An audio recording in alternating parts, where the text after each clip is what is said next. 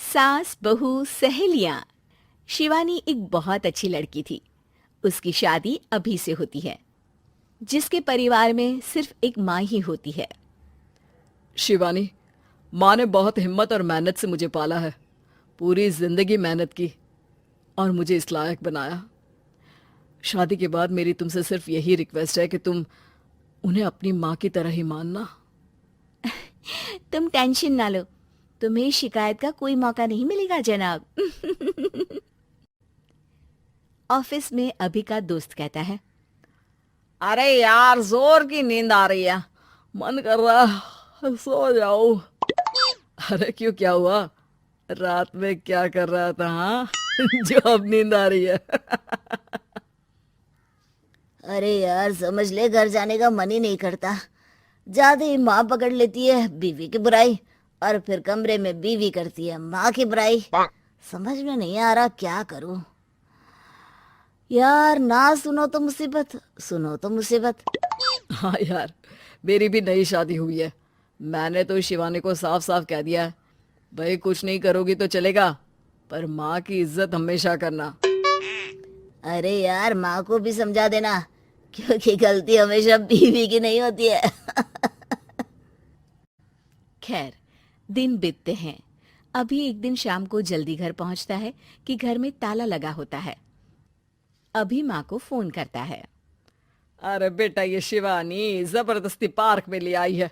बोल रही थी कि माँ वॉक किया करो, नहीं तो घुटने जाम हो जाएंगे।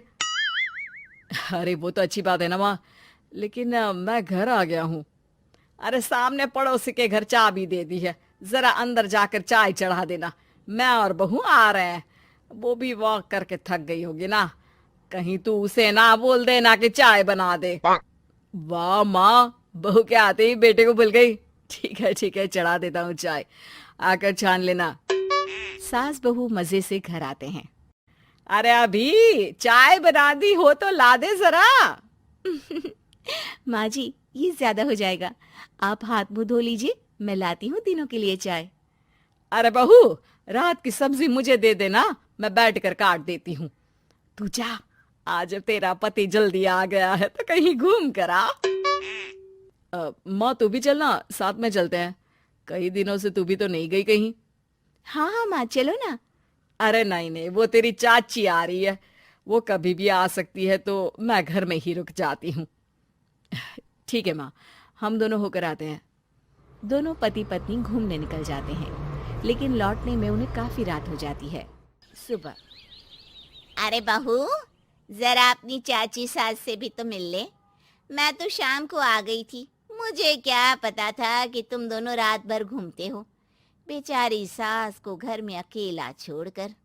अरे नहीं नहीं, मैंने ही तो बोला था जाने को, लेकिन ये नहीं पता था कि ये लोगों को आने में इतनी देर हो जाएगी।